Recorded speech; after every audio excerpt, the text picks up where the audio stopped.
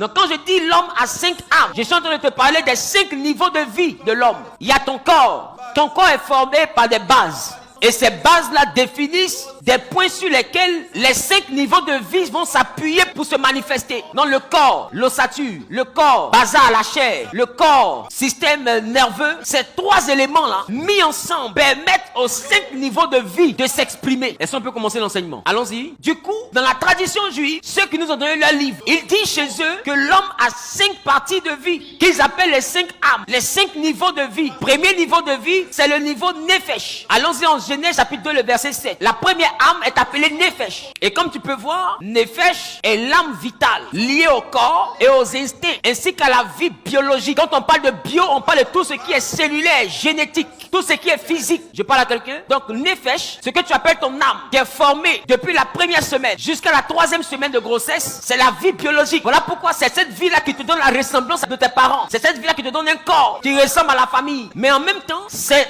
l'âme vitale.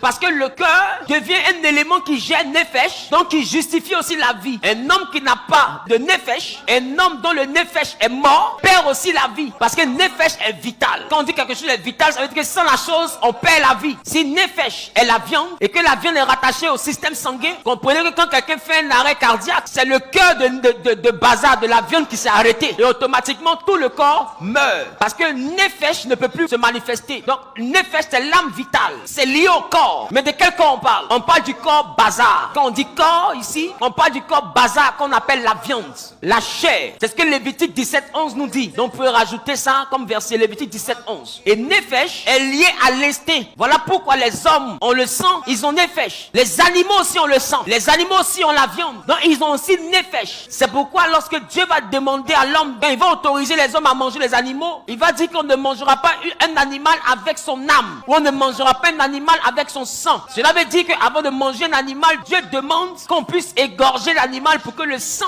pour que nefesh puisse sortir. Parce que nefesh, c'est une vie qui est dans le sang. Si tu manges avec le sang, tu manges la vie de l'animal. Tu ne manges pas que sa viande. Tu manges sa viande plus sa vie. Mais il faut faire une ouverture pour que la vie invisible qui est dans le sang là, sorte. Il faut créer un couloir pour que cette vie-là sorte. C'est pourquoi nos frères musulmans ne mangent pas une viande qui n'est pas égorgée. Même les chrétiens, on ne mange pas normalement un animal qui est mort seul, dont le sang n'a pas coulé. Parce que la vie nefesh est encore dans le sang. Si tu manges cet animal, tu le manges avec la vie qu'il a vécue. Donc ta vie et sa vie se mélangent. Voilà pourquoi est-ce qu'on égorge les animaux. Pourquoi Dieu va recommander cela? Dieu va recommander cela parce que les hommes ne savaient pas que le sang devait couler. Or l'animosité est la vie de l'animal. L'humanité est la vie de l'humain. Donc dans le nefesh des hommes, il y a l'humanité.